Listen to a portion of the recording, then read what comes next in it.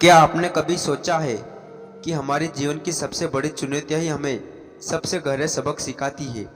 कभी कभी जब हम मुश्किल हालातों में फंस जाते हैं तो हमें लगता है कि हम अकेले हैं, कि हमारे सवालों का कोई जवाब नहीं है।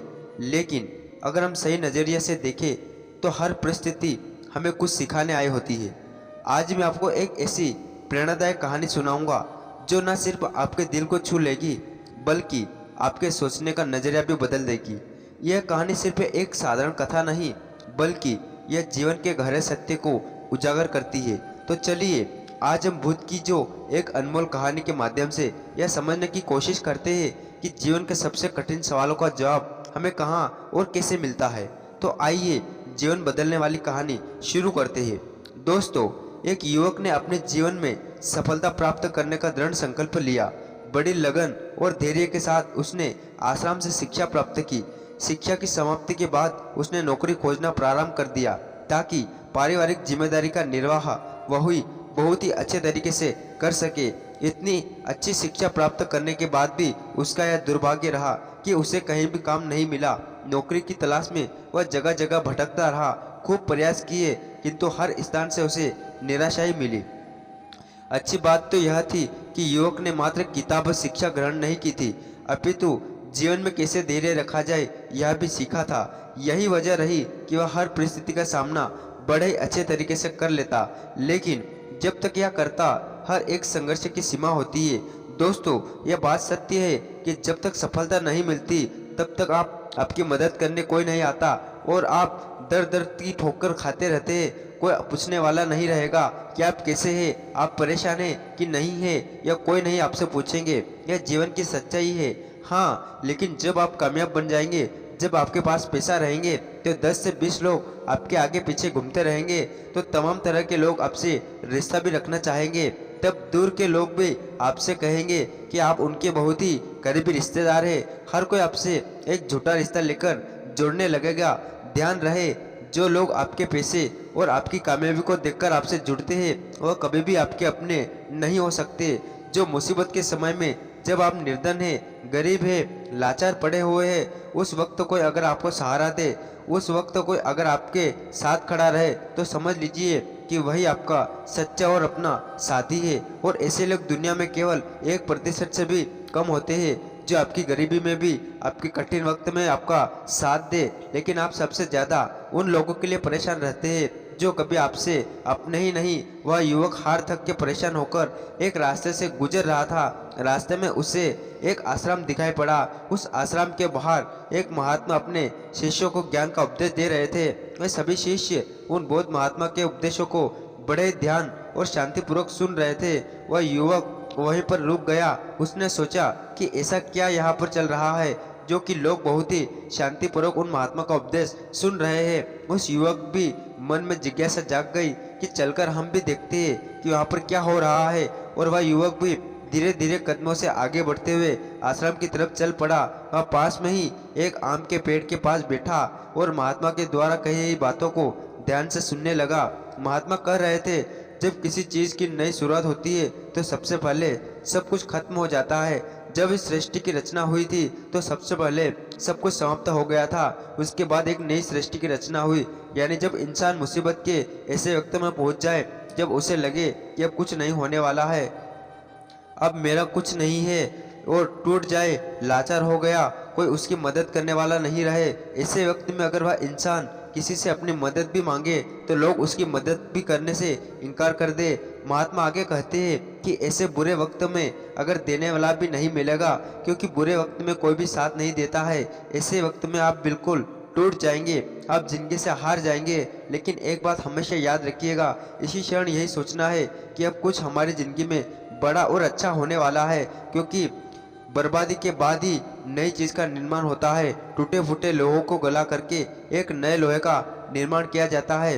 अर्थात जब आप बिल्कुल टूट जाएंगे, मुसीबत के वक्त से गुजर रहे हैं, तो यह बात दिमाग में जरूर लाए कि अब कुछ नया होने वाला है, हमारी ज़िंदगी में कुछ अच्छा और बड़ा होने वाला है।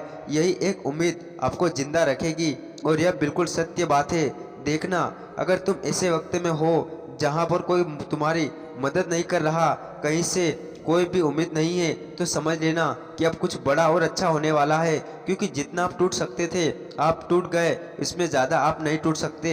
ऊपर वाला आपको जरूर कुछ बड़ा देने वाला है। यही सब बोल रहे हैं। गुरुजी अपने उपदेश को विराम देते हैं, बोलते हैं कि शिष्यों, आज के लिए बस इतना ही है। अब तुम सब दूसरे दिन इसी समय पर आना, फिर हम आगे की बात करेंगे। सभी शिष्य अपने अपने आश्रम में चले जाते हैं। तभी अच्छा समय देखकर वह युवक उन महात्मा के पास आता है और कहता है कि महात्मा, मैं पीछे से आपका पूरा उपदेश सुन रहा था और मुझे बहुत ही अच्छा लगा। मैं बिल्कुल टूटा हुआ इंसान हूँ।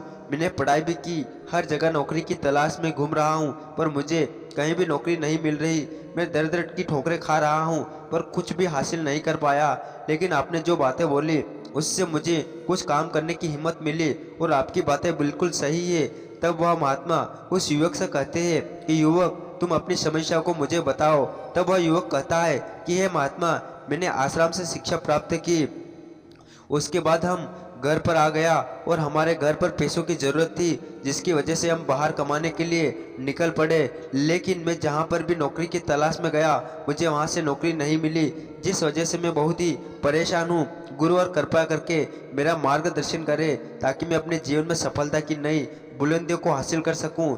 फिर वह बौद्ध महात्मा उस युवक से कहते हैं कि आज हम तुम्हें कुछ छोटी छोटी बात बता रहे हैं, जिन्हें अगर तुम अपनी ज़िंदगी में अपनाते हो तो तुम्हें सफल होने से कोई नहीं रोक सकता, और हर सफल व्यक्ति यही करता है। मैंने बहुत से लोगों को शिक्षा दी है, लेकिन मेरे जो शिष्य मेरी इन बातों को अपने जीवन में अपना लेते हैं, आज वह अपना नाम इस संसार में कमा रहे हैं। महात्मा उस युवक से कहते हैं कि अगर तुम्हें सफल होना है तो तुम्हें सबसे पहले अपने गुणों को पहचानना है, और यही तुम्हारी सफलता पाने की पहली आदत होनी चाहिए। वह युवक कहता है कि हे गुरुवर, अपने अंदर के गुणों को कैसे पहचाने? तब वह महात्मा उस युवक से कहते हैं कि गुणों को पहचानने का मतलब यह है कि अपने अंदर की प्रतिभा को पहचानो। कुछ भी कार्य करो, करने से पहले सबसे पहले तुम अपने अंदर की प्रतिभा को पहचानो। हर इंसान एक अलग प्रतिभा होती है। अगर वह अपनी प्रतिभा के हिसाब से काम कर रहे तो जीवन में उसे सफल होने से कोई नहीं रोक सकता। तुम्हें एक उदाहरण के माध्यम से समझाने का प्रयास करता हूँ। अगर मैं तुमसे यह पूछूं कि यह आम का पेड़ है जो तुम्हें दिखाई दे रहा है, अगर मैं इस पर सभी जानवरों को चढ़ने के लिए बोलूं कि इस पेड़ पर सबसे पहले कौन चढ़ेगा? चलो मान लेते हैं यहाँ पर बंदर, भालू, हिरण, हाथी, घोड़ा, गिलहरी सभी लोग आ गए। तो अब मुझे यह बताओ कि इस पेड़ पर सबसे पहले कौन चढ़ेगा? तो वह युवक कहता है कि महात्मा, इस पेड़ पर तो सबसे पहले गिलहरी चढ़ सकती है, वह जड़ से ऊपर तक चढ़ जाएगी। इसके बाद बंदर चढ़ जाएगा, लेकिन घोड़ा नहीं चढ़ सकता, हाथी नहीं चढ़ सकता, तमाम जानवर इसमें फेल हो जाएंगे। तब वह बौद्ध महात्मा कहते हैं कि तुमने बिल्कुल सही कहा, यही हाल हम सबकी भी जिंदगी का होता है। हम सबके भी अंदर एक अलग अलग प्रतिभा होती है, लेकिन हम उस प्रतिभा को पहचानने का प्रयास ही नहीं करते। हम सब अपनी प्रतिभा के हिसाब से चलते ही रहते हैं, लोगों के हिसाब से खुद को डालने का प्रयास करते हैं, और हम औरों जैसे बनने लगते हैं। इस दुनिया में जितने भी सफल लोग हुए हैं, अगर तुम उनको ठीक ढंग से पहचानोगे तो तुम पाओगे कि वह अपनी प्रतिभा के हिसाब से काम किए हैं, तभी वे आगे चलकर अपनी ज़िंदगी में कामयाब हुए हैं। हर कोई इस पेड़ पर नहीं चढ़ सकता। ठीक उसी प्रकार तुम सबसे पहले अपने अंदर के प्रतिभा को पहचानो।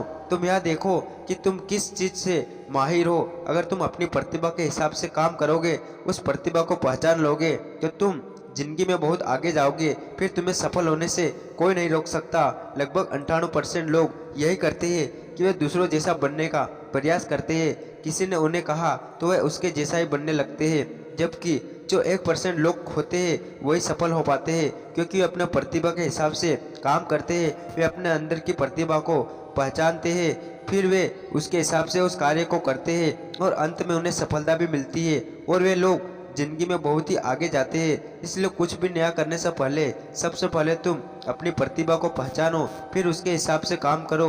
वह महात्मा उस युवक से कहते हैं कि सफल बनने के लिए दूसरी सबसे बड़ी आदत यह है कि तुम यह सब भी समय पर उठो।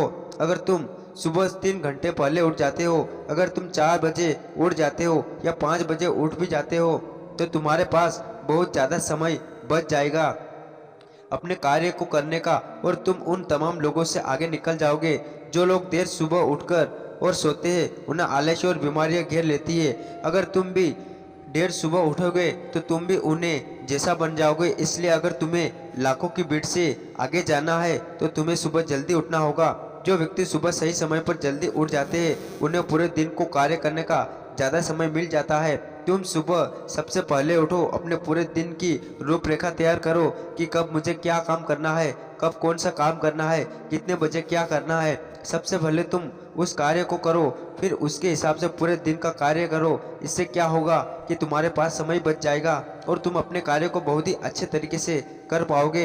यह कार्य नहीं करते और जब अपना कुछ कार्य पूरा कर लेते हैं, खाली बैठ जाते हैं तो यह सोचते हैं कि अब उन्हें क्या करना चाहिए। उससे उनका समय बर्बाद होता है और जो भी व्यक्ति अपना समय बर्बाद करता है वो अपनी ज़िंदगी में कभी भी आगे नहीं बढ़ सकता। इसलिए सुबह उठकर सबसे पहले अपनी एक रूपरेखा तैयार करो कि हमें दिन में क्या काम करना है और क्या नहीं करना है, फिर उसके हिसाब से तुम कार्य करो। महात्मा विवेक से कहते हैं कि अगर तुमने अपनी ज़िंदगी में सफल होना है तो मैं तुम्हें तीसरी आदत बता रहा हूँ जिसे तुम जरूर अपनाना। वह यह कि अपने विचार शक्ति का उपयोग करो। जो भी तुम अपनी ज़िंदगी में जीने ना पाना चाहते हो, अपनी विचार शक्ति का उपयोग करो। जो भी तुम अपनी जिंदगी में जीना पा चाहते हो उसे तुम सुबह उठकर एक बार जरूर सोचो। तुम यह अनुभव करो कि वह चीज़ तुम्हें मिल रही है, भले ही वह चीज़ तुम्हें मिली ना हो, लेकिन तुम उसके बारे में सोचना शुरू करो और इतना सच्चाई के साथ सोचो कि ऐसा लगे कि तुम्हें वह चीज़ मिल रही है। वो चीज़ को पाने का अभ्यास करो और यह काम तुम्हें सुबह उठकर ही करना है। और जब रात को तुम सोते जाते हो तब भी तुम्हें यह करना है। धीरे धीरे वह चीज़ तुम्हारी तरफ आकर्षित होने लगेगी। इसे ही आकर्षण का नियम कहते हैं। व्यक्ति जो भी चीज़ अपनी ज़िंदगी में पाना है उसे उसके बारे में बहुत ही सच्चाई और गहराई के साथ आभास करना है कि उसे वह चीज़ मिल रही है। फिर क्या होगा कि वह प्रकृति या ब्रह्मांड खुद तुम्हारे लिए वह चीज़ भेजेगा, क्योंकि वह चीज़ तुम्हारी तरफ आकर्षित होने लगेगी। इसे आकर्षण का नियम कहते हैं। तुम्हें इस आकर्षण के नियम का पालन करना है। अगर तुम इसका सही से अभ्यास करते हो तो धीरे धीरे तुम जो भी चीज़ पाना चाहते हो वह चीज़ तुमने मिलने लगेगी। महात्मा विवेक से कहते हैं कि सफल बनने के लिए चौथी आदत है जो तुम्हें मैं बता रहा हूँ, वह यह है कि सकारात्मक सोच के साथ आगे बढ़ो। महात्मा युवक से कहते हैं कि जिंदगी में अगर तुम्हें कामयाबी पानी है तो तुम्हें सफल होना है तो अपनी सोच को सकारात्मक करो, क्योंकि सकारात्मक सोच से ही एक अच्छी बुद्धि का विकास होता है। सकारात्मक सोच से ही तुम कुछ अच्छा और बड़ा सोच पाओगे। जब कोई व्यक्ति नकारात्मक सोचता है या किसी दूसरे के बारे में सोचता है तो वह अपने कार्य में ठीक ढंग से समझ नहीं पाएगा और अपने कार्य पर ध्यान भी नहीं दे पाएगा, क्योंकि उसका दिमाग तो किसी और चीज़ में लगा हुआ है और वह यह काम सही तरीके से नहीं कर पाएगा। इसलिए तुम किसी के बारे में बुरा ना सोचो, भले ही वह तुम्हारा दुश्मन ही क्यों ना हो। इससे क्या क्या होगा कि तुम्हारा अपने कार्य पर से ध्यान हटने लगेगा और जब तुम्हारा अपने कार्य से ध्यान हटने लगेगा तो तुम धीरे धीरे असफल होते जाओगे। इसलिए अगर जीवन में सफल होना है तो तुम सकारात्मक सोच के साथ आगे बढ़ो। तुम इन सबकी फालतू की बातों में सोचने से अपना समय व्यर्थ मत करना कि कौन तुम्हें गिराने की कोशिश कर रहा है, कौन तुम्हारे प्रति अच्छा है, कौन बुरा है। यह सब सोचने का समय नहीं है। बस तुम्हें अपने कार्य को अच्छे तरीके से आगे करते जाना है। देखना जो तुम्हारे आलोचक होंगे, जो तुम्हें नीचा गिराने की कोशिश करेंगे, वे धीरे धीरे वह सब तुम्हारे रास्ते से हट जाएंगे। क्योंकि जिस भी व्यक्ति के मन में नकारात्मक बातें होती है, जो भी व्यक्ति किसी को गिराने की कोशिश करता है, वह कभी भी अपनी ज़िंदगी में आगे नहीं बढ़ सकता। इसलिए अगर तुम्हें सफल होना है तो तुम एक सकारात्मक सोच के साथ आगे बढ़ो, क्योंकि सकारात्मक सोच से ही तुम्हें आगे सफलता मिलने वाली है। और तुम्हारे जीवन में जो नकारात्मक लोग हैं, जो नकारात्मक बातें करते हैं, तुम उनसे दूरियां बना लेना। महात्मा बुद्ध कहते हैं यही सबसे अच्छा नियम है कि आपके जीवन में सफल होने का। तो दोस्तों, आज का वीडियो बस ये समाप्त करते हैं। आपको कैसा लगा आप कमेंट करके ज़रूर बताना और ऐसे वीडियो देखने के लिए हमारे चैनल को सब्सक्राइब जरूर कर लेना। मिलते किसी नेक्स्ट वीडियो में, तब तक अपना ख्याल रखिए। धन्यवाद।